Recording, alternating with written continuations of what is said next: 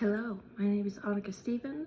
I am 36. I am a junior at Nebraska Wesleyan University here in Lincoln, Nebraska, and I'm applying for the Douglas O'Connell Summer Internship Program.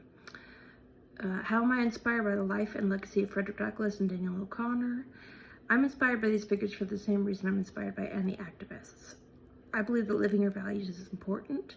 Making the world a better place than the one that you entered is the point of life, actually, in my opinion. And psychologically for me, having examples of people who did those things helped motivate me personally to be a better human being and work harder for my beliefs. What do I hope to gain from an international work experience, and how will I leverage it in the future? I believe in the great value of being exposed to other cultures, languages, voices, beliefs, and worldviews. As someone who has traveled, I know how much of a difference it can make just to have that exposure, just any exposure to the outside world, especially as an American, because we are so insular here. But seeing something and being part of it are very different. I want to live and work in another country that has another culture, because then I'll be part of it.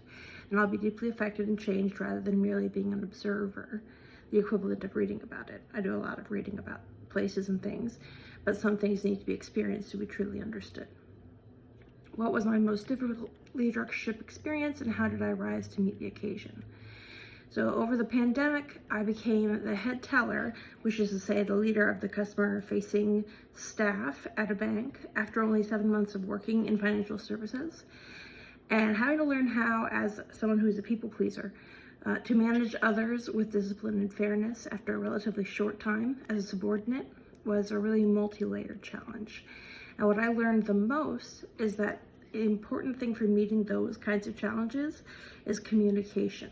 I'm always going to try my best. That's like a personality trait of mine.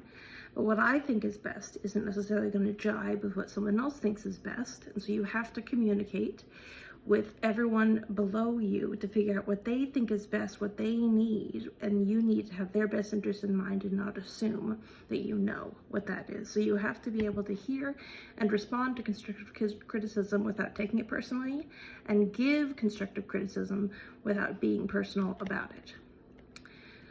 When you are met with a person or viewpoint contrary to your own, how do you respond? I like interacting with people who think and see things differently than I do. First, it helps me elucidate my own views with maximum clarity. Second, I cannot know what I do not know unless someone else offers that new information, and I love to learn new things. And third, it's interesting, sometimes just that. One of my best friends here in Lincoln is a brilliant young man with whom I disagree about nearly everything important, but we so enjoy debating, and we still manage to find commonalities. Our coworkers laugh at us. We work together at the credit union here in Lincoln, because whenever we work together, we have these complicated debates about something major, like the economy, abortion, theology, the Constitution, the death penalty, etc. He's still one of my favorite people, and I think that's a really important part of leadership, as well as the desire to experience other cultures, is really to be faced with things that you don't understand and don't necessarily agree with, and still be open to it.